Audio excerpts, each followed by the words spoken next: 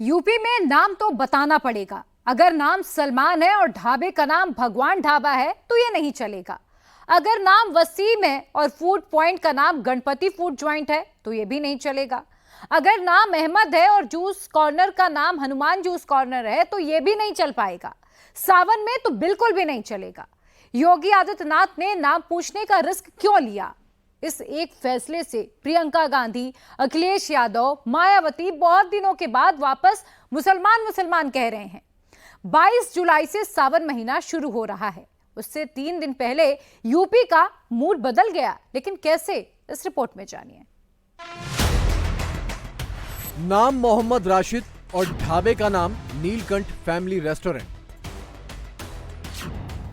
नाम मेराज अहमद और जूस की दुकान का नाम दिल्ली जूस कॉर्नर। नाम मोहम्मद दानिश और दुकान का नाम शुद्ध शाकाहारी बिरयानी।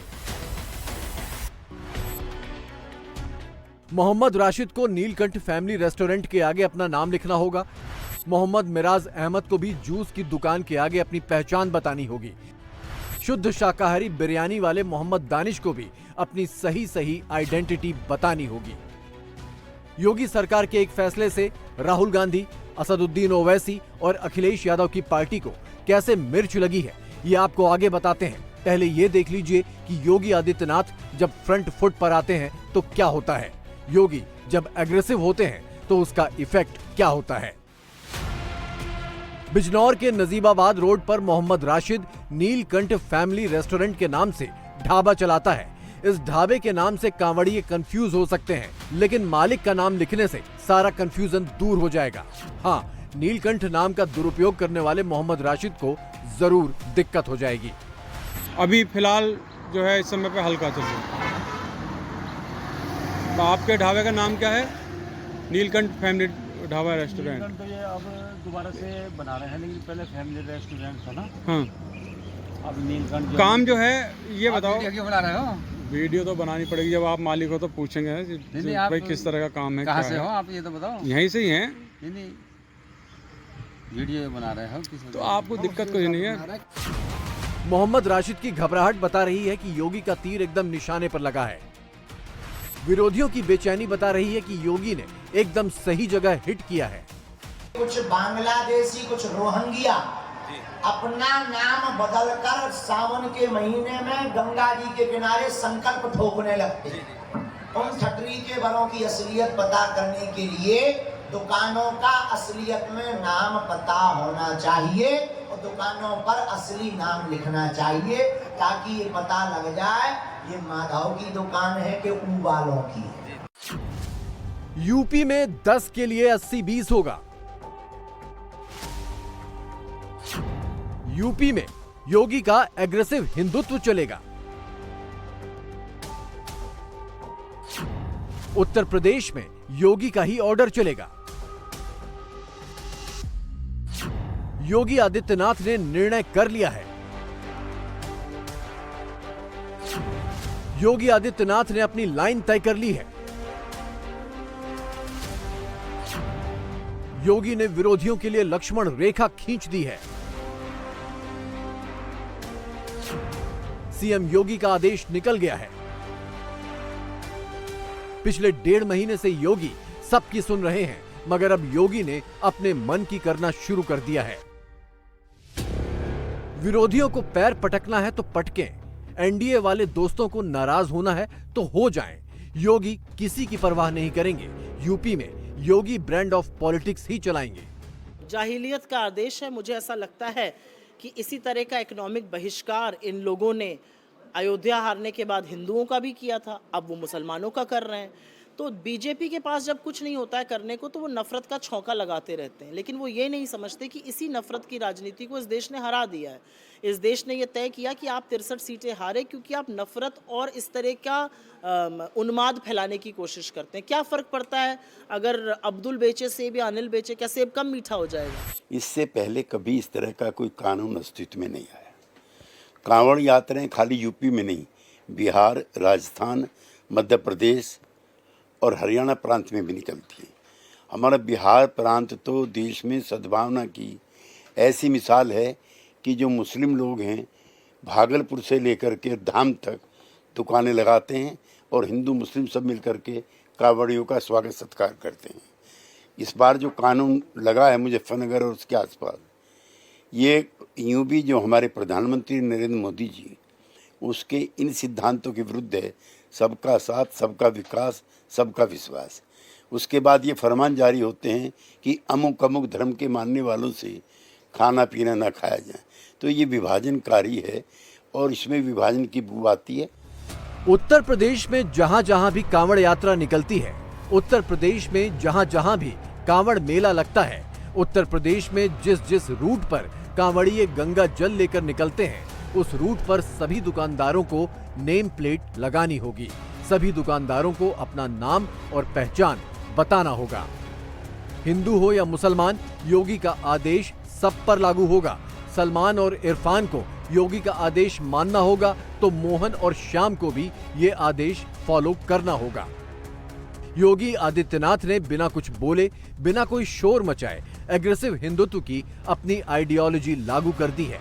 यूपी में 10 सीटों के लिए उपचुनाव होने वाले हैं। योगी ने बाई इलेक्शन जीतने का रूट तय कर लिया है। मुझे लगता है कि बहुत अच्छा निर्णय है, हम इसका स्वागत करते हैं और सभी को करना चाहिए स्वागत। ये सुरक्षा की दृष्टि और सौहार्द की दृष्टि से भी अच्छा है कि अगर मान लीजिए मैं आपकी बात पर आ रहा हूँ, मान लीजिए वहाँ सलीम और हलीम की दुकान है और वहाँ से सामर्थ और मान लीजिए रमेश और दिनेश निकल रहे हैं लेकर कावड़, तो इनके कावड़ में अगर वो उनको पानी पिलाते हुए आएंगे तो वो आपको जब सीन मिलेगा, इस तरह की आपको बात मिलेगी, तो ये सौहार्द बनाएगा या सौहार्द बिगाड़ेगा? वो रुक गए, उन्होंने देखा कि साहब अशफाक साहब की दुकान है, हम वहां पर रुक गए, अपना थोड़ी देर के लिए कावड़ रख के हम सस्ताने लगे और हमें पानी पिलाने के लिए लोग आ गए, तो ये सौहार्द का मैसेज देगा और एक सुरक्षा की दृष्टि से भी। तो दोनों ही चीजों को, दोनों पहलू को देखना होगा। लेकिन विपक्ष इस पर, चूंकि उनको ये राजनीति सूट करती है, धार्मिक राजनीति तो विपक्ष को बहुत सूट करती है, इसलिए वो इस पर हम हंगामा करेंगे। 22 जुलाई से सावन का पवित्र महीना शुरू हो रहा है। सावन की कांवड़ यात्रा से पहले पश्चिमी यूपी के 3 जिलों के पुलिस कप्तानों ने अपने अपने जिले के लिए गाइडलाइंस निकाली थी। अब योगी की सरकार ने पूरे प्रदेश के लिए सरकारी आदेश निकाल दिया। कल एक सीमित एडमिनिस्ट्रेशन का एक दिशा निर्देश था, उसको लेकर कई तरह के कन्फ्यूजन, कई तरह के कंट्राडिक्शन और कई तरह के हाहाकार मचे थे। आज राज्य की सरकार ने स्पष्टता की है और साथ ही साथ उन्होंने स्पष्ट किया है कि जो कांवड़ यात्री हैं उनकी श्रद्धा, उनकी शुचिता और उनके साथ उनके सम्मान की दृष्टि से ये दिशा निर्देश है। इस पर किसी तरह के कम्युनल कलर चढ़ाने की ज़रूरत नहीं है। आज का जो दिशा निर्देश है राज्य सरकार का, उसमें क्या लिखा है कि मुसलमान अपनी पहचान करेगा और दूसरे नहीं करेंगे? कहाँ से हिंदू मुसलमान आ गया? भाई, कांवड़ यात्रियों की अपनी एक शुचिता होती है, उस समय जो है वो एक परहेज करते हैं कई चीज़ों से। तो मुझे लगता है कि जो लोग इस पर कम्युनल कलर चढ़ाने की कोशिश कर रहे हैं, ना वो मुल्क के हितैषी है, ना उस मजहब के हितैषी है और ना मानवता के हितैषी है। योगी सरकार के आदेश में 3 बातें प्रमुख हैं।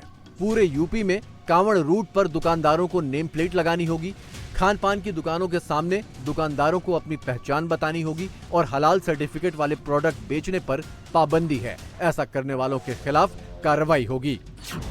योगी सरकार ने यूपी में कांवड़ यात्रा के 3 रूट निर्धारित कर दिए हैं। पहला रूट है पश्चिमी यूपी से हरिद्वार, यानी गाजियाबाद, मेरठ, मुजफ्फरनगर, बागपत, बिजनौर, सहारनपुर और मुरादाबाद से हरिद्वार आने जाने का रूट। इस रूट पर शिवरात्रि तक कांवड़ यात्रा चलती है। यूपी में कांवड़ यात्रा का दूसरा रूट है प्रयागराज से वाराणसी। यहाँ पूरे सावन कांवड़ यात्रा होती है। और तीसरा रूट है देवरिया गोरखपुर से झारखंड के देवघर। इस रूट पर भी पूरे सावन कांवड़िये चलते हैं। पश्चिमी यूपी से लेकर पूर्वांचल तक जहां जहां कांवड़ यात्रा निकलती है, वहां के हिंदू दुकानदार खुश हैं। मुस्लिम दुकानदारों को भी ज्यादा दिक्कत नहीं। धोखा देने का इरादा रखने वालों को जरूर दिक्कत हो रही है, लेकिन उन्हें भी नेताओं जितनी दिक्कत नहीं है। कांवड़ यात्रा के माध्यम से हमने जो सरकार का वो था, हमने कांवड़ बंद कर दिया अपना होटल। जो सरकार ने कहा, हमें प्रशासन ने कहा, हमें अच्छा पुलिस क्या आई थी? पुलिस प्रशासन ने कहा कि कांवड़ यात्रा के दौरान अपना होटल बंद करके रखना। अच्छा, पुलिस आई थी कि आप बंद कर दीजिएगा? हाँ, बंद कर दीजिएगा। नॉन वेज का होटल आपका है? नॉन वेज होटल है मेरा। अच्छा, जो कावड़ यात्रा के दौरान बंद रहेगा। हमारा तो बाहर फ्रंट पे जो बोर्ड लग रहा है उस पर हमारे ओनर का नाम पड़ा हुआ है, मैसर तोहिद आलम, लिखा हुआ है साफ साफ अक्षरों में, बड़े बड़े अक्षरों में लिखा हुआ। पिछली बार में भी हुआ था, इतनी सख्ताई नहीं थी, इनके ज़्यादा सख्ताई आई है। और ये क्या नाम बस ठीक है, अच्छी बात है ये। और क्या नाम झगड़ा ना हो जाए, इससे आदमी पंगा पुंगे की वजह से आदमी बच के रहना चाहिए। कार्ड वो बने थे मेले में, फागुन वाला जो मेला था तो उसमें कार्ड मिले थे, बने भी थे, टंगे भी घर में रखे हैं। जब मेला आता तो पहन लेते हैं गले में जी। तो जैसे दुकान पे अगर नाम लिखना होगा तो इससे क्या फर्क पड़ेगा?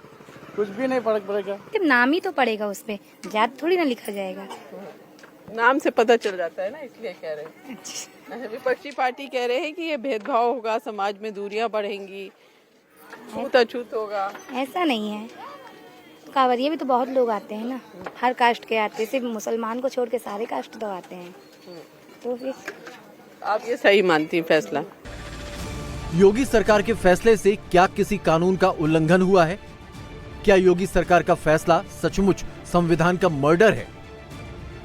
योगी के विरोधी जिस निर्णय का विरोध कर रहे हैं वो मुलायम सिंह यादव के समय बनाए गए खाद्य सुरक्षा मानक अधिनियम का हिस्सा है।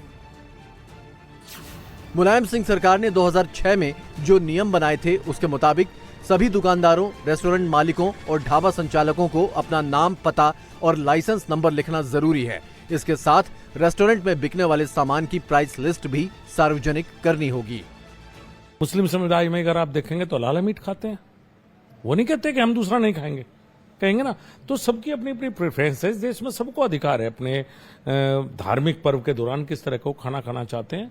तो इस बात को बिल्कुल गलत तरीके से प्रचारित किया जा रहा है। पहले भी होता रहा है, पूर्व में भी पुलिस बुलाती थी सबको, और जब समाजवादी पार्टी की सरकार थी, आप पूछना, जब भी ये इस तरह का मुंह जबानी कहा जाता था, मुंह से ही कहते थे कि नहीं भाई अपने अपने नाम लिख दीजिए। इस बार आप कह सकते हैं रिटर्न में इतना अंतर जरूर हो सकता है, लेकिन ये यहां आप किसी से पूछेंगे, पूर्व प्रचलित व्यवस्था ये है। योगी सरकार के फैसले की टाइमिंग समझिए। यूपी में विधानसभा की 10 सीटों पर उपचुनाव होने वाले हैं। इससे पहले 4 जून को आए लोकसभा चुनाव नतीजों में बीजेपी उत्तर प्रदेश में नंबर 2 की पार्टी रह गई। समाजवादी पार्टी ने जबरदस्त गेन किया और यूपी में 37 सीटें जीत ली। कांग्रेस ने यूपी में अपना स्कोर 1 से बढ़ाकर 6 कर लिया। दूसरी तरफ बीजेपी 62 से घटकर 33 पर रह गई और एनडीए 64 से घटकर 36 पर आ गया। लोकसभा चुनाव के नतीजे आने के 1.25 महीने बाद योगी आदित्यनाथ के डिप्टी केशव मौर्य संगठन को सरकार से बड़ा बताने लगे।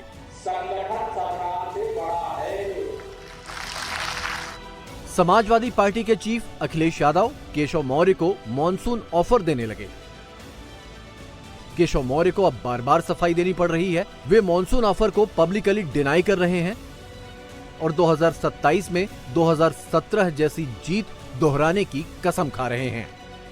योगी सरकार पर अखिलेश यादव के हमले बढ़ गए हैं। अखिलेश को भी 2027 दिख रहा है। इसकी वजह भी है। समाजवादी पार्टी ने चुनावों में जबरदस्त गेन किया है। 2017 के यूपी चुनाव में समाजवादी पार्टी ने विधानसभा में केवल 47 सीटें जीती थीं। 2022 के यूपी चुनावों में समाजवादी पार्टी ने अपने विधायकों की संख्या बढ़ाकर 111 कर ली। 2024 के लोकसभा को अगर असेंबली वाइज ट्रांसलेट करके देखें तो समाजवादी पार्टी और कांग्रेस अलायंस यूपी की 403 विधानसभा सीटों में से 224 विधानसभा सीटें जीतने की स्थिति में है। यानी इस वक्त अगर यूपी विधानसभा के चुनाव हो जाएं और उसमें लोकसभा चुनाव जैसे पैटर्न पर ही वोटिंग हो जाए तो समाजवादी पार्टी की सरकार बनने का फुल चांस है। कुर्सी की लड़ाई में जनता बहुत परेशान है, इसलिए फैसला टाल दिया। क्या जो पहले जिन लोगों का घर उजाड़ा था, ये सरकार मजबूत होती तो इनका भी उजाड़ देती घर। तो किसने फैसला लिया था घरों को हटाने का? कौन लोग थे? क्या मुख्यमंत्री खुद थे? तो अब तो मुख्यमंत्री कह देंगे हम नहीं थे, अधिकारी थे। ऐसे समय में योगी आदित्यनाथ ने एक डिसीजन लिया और एक ऐसा फैसला जिसने योगी आदित्यनाथ को पॉलिटिकल लाइमलाइट में ला दिया। मुसलमानों के बीच इसमें कहीं इसको लेकर कंफ्यूजन नहीं है, कहीं इसको लेकर के दिक्कत नहीं है, क्योंकि जो मुसलमान वहाँ बिरयानी की दुकानें लगाते हैं, जिनके होटल्स हैं या जिनके कारोबार गोश्त से खाने से जुड़े हैं, वो ऑटोमेटिकली बंद कर देते हैं और पहले से बंद हो जाते हैं। और इस बार नहीं, ये पहले से चला आ रहा है। मतलब मुसलमान से नहीं है, मतलब मांस से है, मांसाहार से है। उनको शाकाहारी मिले, उनको शुद्ध मिले, उनको लहसुन से, प्याज से, मांस से बचाने का, उससे दूर रखने का मकसद है। लेकिन सरकार अपना काम पूरी सम्मान के साथ, सबकी आस्था के साथ, सबके सम्मान के साथ कर रही है। आज हर कोई योगी का नाम ले रहा है। पक्ष में हो या विपक्ष में, योगी आदित्यनाथ को इग्नोर करना मुश्किल है। पश्चिमी उत्तर प्रदेश और विशेषकर कांवड़ की यात्रा पर पड़ने वाले दुकानदारों को अपना नेम प्लेट, नाम, जात, धर्म के आधार पर जो लिखने का निर्देश जारी किया है वो अनुचित है और विभेदकारी है। इससे समाज में खाई पैदा होगी, समाज में विभेद पैदा होगा और इस प्रकार के निर्णय से बचना चाहिए।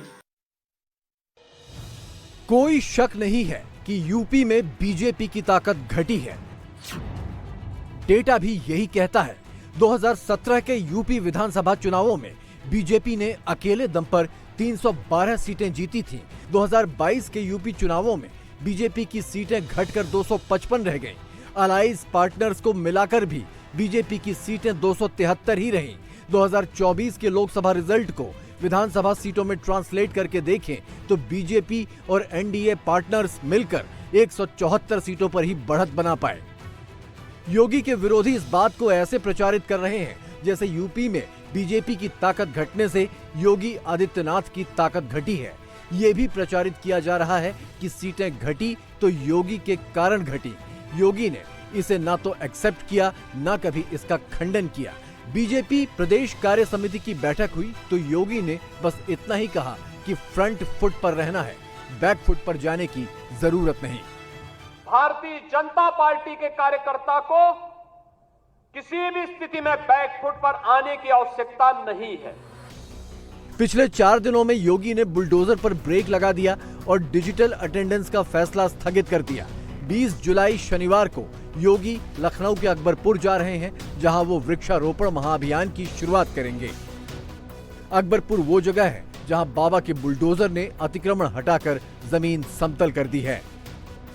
20 जुलाई को उत्तर प्रदेश सरकार पूरे यूपी में करीब 36 करोड़ 50 लाख पौधों को रोपेगी और मुख्यमंत्री योगी आदित्यनाथ इस कार्यक्रम में शामिल होंगे लखनऊ के अकबर नगर इलाके में, उसी अकबर नगर इलाके में जहां पहले अवैध कब्जे हुआ करते थे और उसके बाद उन कब्जों को हटाया गया है, क्योंकि कुकरेल जो नदी है उसको पुनर्जीवित करना है और साथ ही साथ इस रिवर फ्रंट को बनाने के लिए यहाँ पर सौंदर्यीकरण होना है। किस तरीके से अकबर नगर का इलाका बदला नजर आ रहा है, किस तरीके से जहां पहले अवैध कब्जे हुआ करते थे उसको यहां पर हटा दिया गया है और अब यहां पर जो तस्वीर नजर आ रही है, आप देखिए कि किस तरीके से यहां पर ग्रीनरी लाई गई है, किस तरीके से पूरे इलाके में मिट्टी पाटी गई है और कैसे यहां पर अलग अलग किस्म के, अलग अलग प्रजाति के जो पेड़ हैं वो लगाए जा रहे हैं, पौधे लगाए जा रहे हैं और स्पेशल तरीके की जो घास है उसको भी यहां पर लाया गया है ताकि इस पूरे एरिया को सुंदर दिखाया जा सके, इस पूरे एरिया का सौंदर्यीकरण किया जा सके।